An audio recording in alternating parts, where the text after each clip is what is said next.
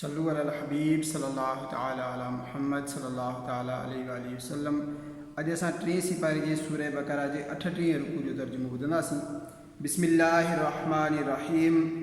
ऐं जेकी पंहिंजो माल ख़र्च कंदा आहिनि राति ऐं ॾींहं में लिकल ऐं ज़ाहिर, उन्हनि जे लाइ उन्हनि जो अजर आहे संदन रब वटि, ऐं उन्हनि खे न डप ऐं न को ग़म आहे। जेकी माण्हू व्याज खाईंदा आहिनि क़यामत जे ॾींहुं उन माण्हूअ वांगुरु उथंदा जंहिंखे जिन यानी आसेब छुई मक़बूत बणायो हुजे। उहो उन लाइ जो उन्हनि चयो त ॿिए बि त व्याज वांगुरु ई आहे, ऐं अल्लाह हलाल कयो ॿिए खे ऐं हराम कयईं व्याज खे। सो जंहिं वटि संदसि रब जे तरफ़ां नसीहत आई ऐं उहो मुड़ी वियो त उनखे हलाल आहे जेको अॻे वठी चुको, ऐं उनजो कमु ख़ुदा जे हवाले आहे।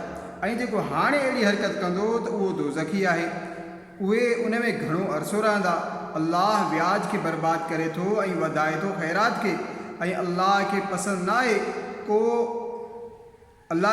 आहे को बि बेशुक्र ऐं सख़्तु गुनाहगार। बेशक जन ईमान आंदो ऐं चङा कम कयूं ऐं नमाज़ क़ाइमु कयूं ऐं ज़कात ॾिनऊं, उन्हनि जो अजर सदन रब वटि आहे, ऐं न उन्हनि खे को ख़ौफ़ आहे न को ग़म। हे ईमान वारो, अल्लाह खां ॾिजो ऐं छॾे ॾियो जेको व्याज बाक़ी रहिजी वियो आहे। जेकॾहिं मुसलमान आहियो, पोइ जेकॾहिं ईअं न कयो त यकीन करियो अल्लाह ऐं अल्लाह जे रसूल सां लड़ाई जो। ऐं जेकॾहिं तव्हां तौबा कयो त पंहिंजो असल माल वठो, न तव्हां कंहिंखे नुक़सानु पहुचायो ऐं न तव्हांखे नुक़सानु हुजे। ऐं जेकॾहिं कर्ज़ी सुञो आहे त उनखे मोहलत ॾियो सघ ताईं, ऐं उनखे सफ़ा कर्ज़ मुआफ़ करणु तव्हांजे लाइ बहितर भलो आहे जेकर ॼाण हुजे।